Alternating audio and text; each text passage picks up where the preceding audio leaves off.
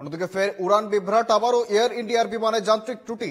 Tokyo থেকে দিল্লিগামী air ইন্ডিয়ার AI-357 উড়ানে দেখা দিল যান্ত্রিক ত্রুটি। এরপরই পরিস্থিতি আঁচ করে পাইলট যোগাযোগ করেন এটিসির সঙ্গে। তখনই সতর্কতা জারি করে এটিসি বিমানটিকে কলকাতা এয়ারপোর্টে জরুরি অবতরণের অনুমতি দিতেই সাবধানতার সঙ্গে বিমানটিকে অবতরণ করা হয়।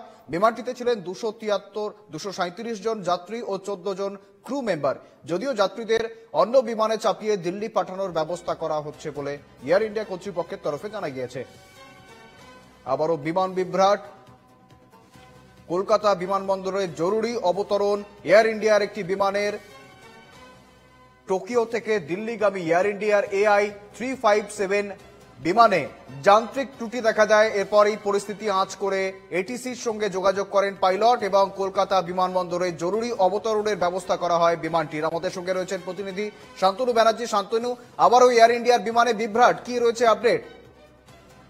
হ্যাঁ, বিমান বিভ্রাট যেন এয়ার ইন্ডিয়াকে পিছু ছাড়ছে না এবং ঘটনাচক্রে গতকাল যে ঘটনাটি ঘটলো সেটা কিন্তু সেই আহমেদাবাদে যে বিমানটি যে দুর্ঘটনাগ্রস্ত হয়েছিল সেই একই মডেলের যে বোয়িং এর যে ড্রিমলাইনার সিরিজের বিমান, সেই বিমানটি টোকিওর কাছে হানেদা বিমানবন্দর রয়েছে, সেই হানেদা বিমানবন্দর থেকে দিল্লির উদ্দেশ্যে রওনা দিয়েছিল কালকে বিকেল বেলা। এবং সেই বিমানটি মাঝ আকাশে তার এয়ার কন্ডিশন সিস্টেমে গন্ডগোল দেখা দেয় এবং বিমানে হঠাৎ করে যাত্রীরা প্রচন্ড গরম অনুভব করতে থাকে।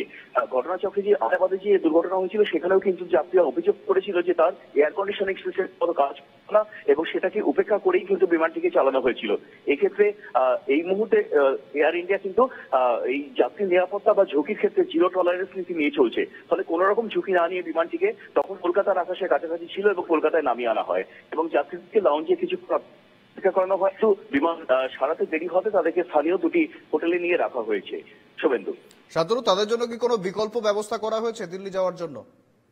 তাদেরকে বিকল্প বিমানে দিল্লি উড়িয়ে নিয়ে যাওয়া হবে এমনটাই ঠিক হয়েছে। এই মুহূর্তে কিন্তু এয়ার ইন্ডিয়ার কাছে বিমানের সংখ্যা খুব কম, কারণ বেশ কিছু বিমানকে রক্ষণাবেক্ষণের জন্য বসিয়ে দেওয়া হয়েছে এবং তার ফলে কিন্তু যথেষ্ট সংখ্যক বিমান এই মুহূর্তে এয়ার ইন্ডিয়ার হাতে নেই। বিকল্প বিমান পেতে দেরি হচ্ছে এবং আজ যেটা জানা গেছে কিছুক্ষণের মধ্যেই তাদেরকে কিন্তু অন্য বিমানে করে দিল্লি পৌঁছে দেওয়ার ব্যবস্থা করা হচ্ছে। বেশ, ধন্যবাদ শান্তনু।